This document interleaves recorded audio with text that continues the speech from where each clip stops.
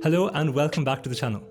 This video is a part of the monthly portfolio update series that I do for the benefit of the individuals invested with me on Etoro about the portfolio performance over the past month, the current holdings, and also my expectations about how the portfolio will fare moving forward. At the moment, I've got just over 600 individuals invested with me on Etoro. Now, if you are someone who is not invested with me on Etoro but are interested to know more, then there's another video addressing that. The link to that video will be included in the description below.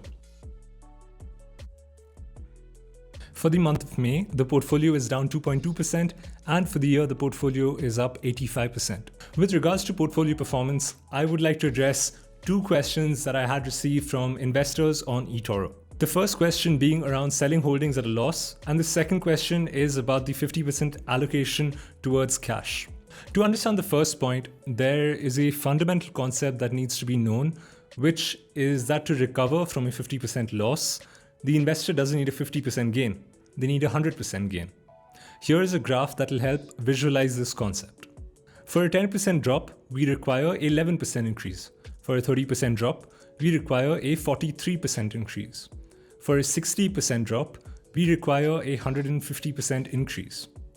If we let losses continue, the percentage gain that is required to come back to break even increases, which is why I tend to sell out of holdings if there is a precipitous drop in stock prices with the intention to just take a step back, go to cash, and figure out if it makes more sense to be in cash or to slowly reinvest back into positions at lower prices.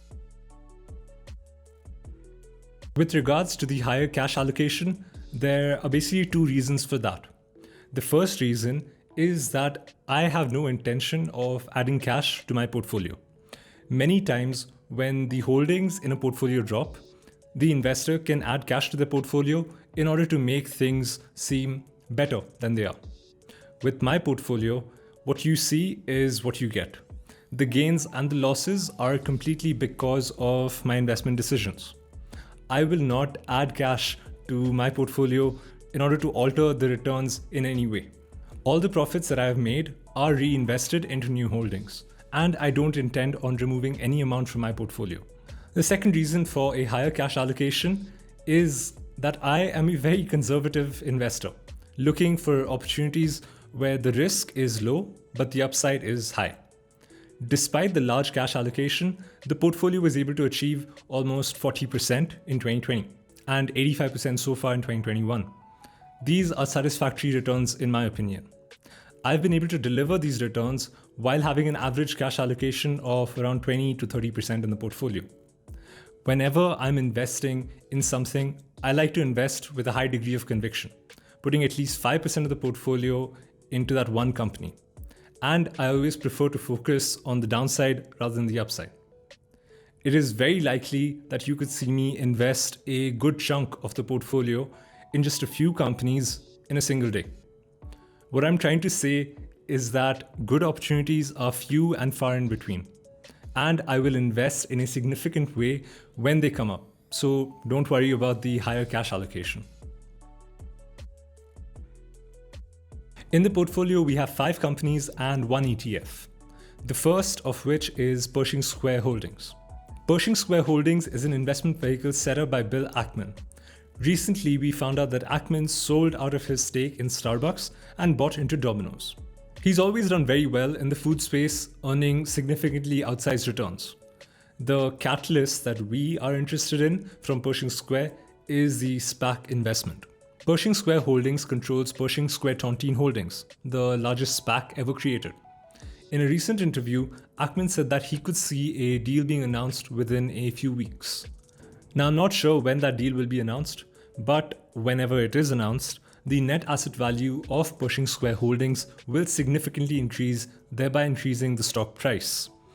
I could see holding Pershing Square Holdings for at least the next, say, 6 to 12 months. The next company in the portfolio is Twitter. Twitter's stock fell quite a bit after the earnings announcement, where the company said that they are expecting a decrease in the growth rate of active users. Twitter is fundamentally changing as a company, and it's focusing on monetizing its existing users.